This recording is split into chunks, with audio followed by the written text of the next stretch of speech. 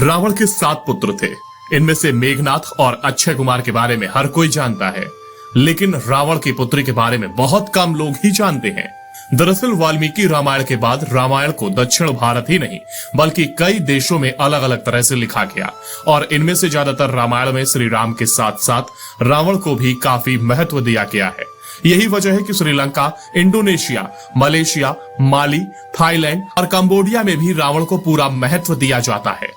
Thailand की रामकीन रामायण और Cambodia की रामकेर रामायण में रावण की पुत्री का जिक्र किया गया है। आइए जानते हैं कौन थी रावण की बेटी जिसे हनुमान जी से हो गया था प्रेम। रामकीन और रामकेर रामायण के अनुसार रावण के 3 पत्नियों से 7 बेटे थे। पहली पत्नी मंदोदरी से 2 बेटे मेघनाथ और अक्षय कुमार थे।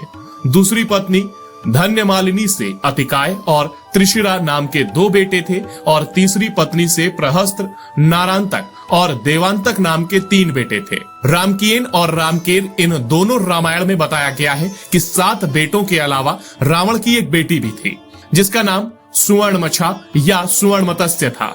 सुवर्णमत्स्य देखने में बहुत सुंदर थी और उसे स्वर्ण जलपरी भी कहा जाता है।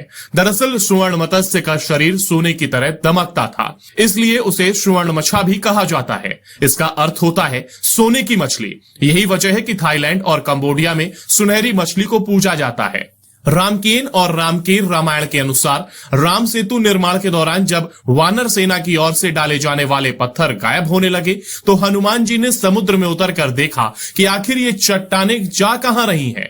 तब उन्होंने देखा कि पानी के अंदर रहने वाले लोग पत्थर और चट्टानें उठाकर कहीं ले जा रहे हैं।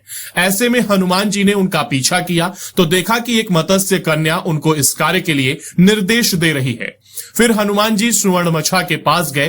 तब सुवर्णमछा ने जैसे ही हनुमान जी को देखा उसे उनसे प्रेम हो गया, लेकिन हनुमान जी सुवर्णमछा के मन की स्थिति भांप गए और फिर सुवर्णमछा को समुद्र तल पर ले गए और पूछा कि आप कौन है देवी।